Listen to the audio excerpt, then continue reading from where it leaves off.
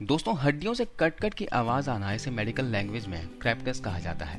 अगर आप जवान हैं और ऐसी कट कट की आवाज आ रही है तो इसका मतलब ये नहीं है कि आपको गठिया या फिर ऑस्टियोआर्थराइटिस हो गया है।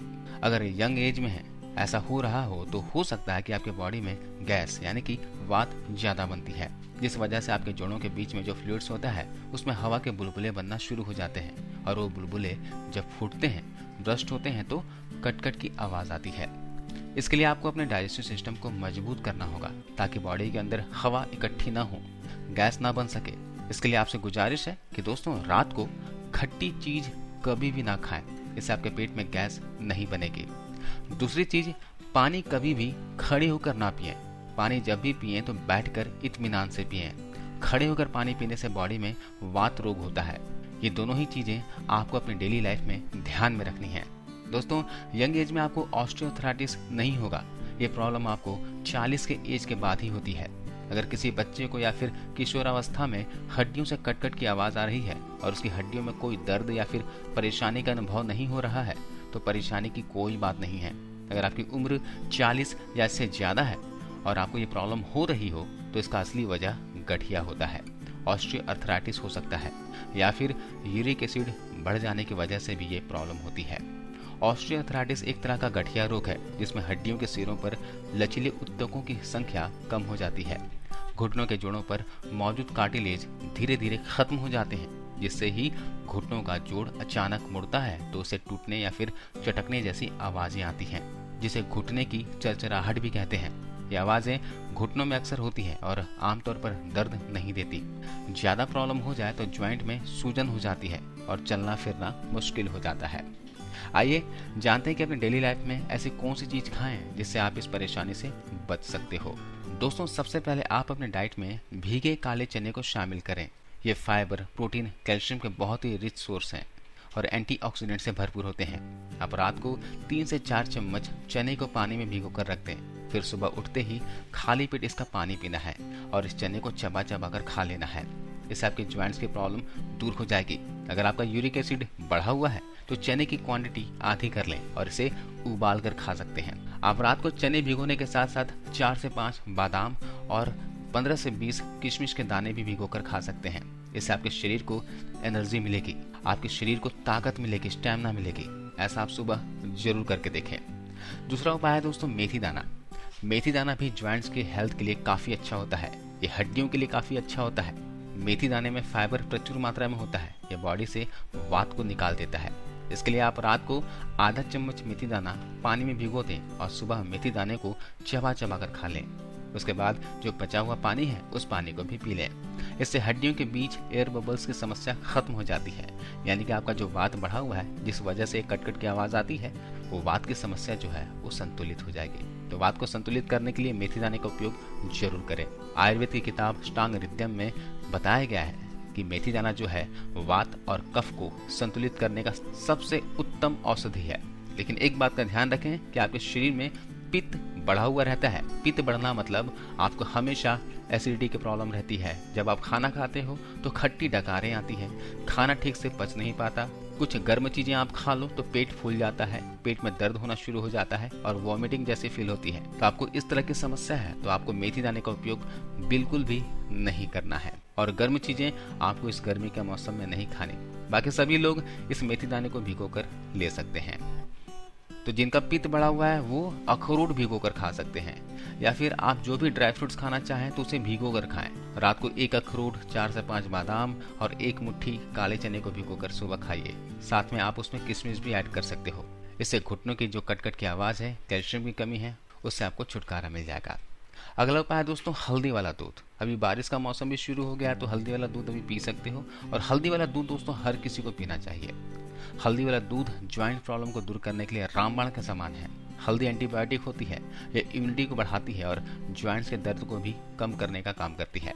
और दूध में दोस्तों कैल्शियम होता है, विटामिन B12 होता है और ये सारी चीजें बॉडी को बहुत ही फायदा करती है।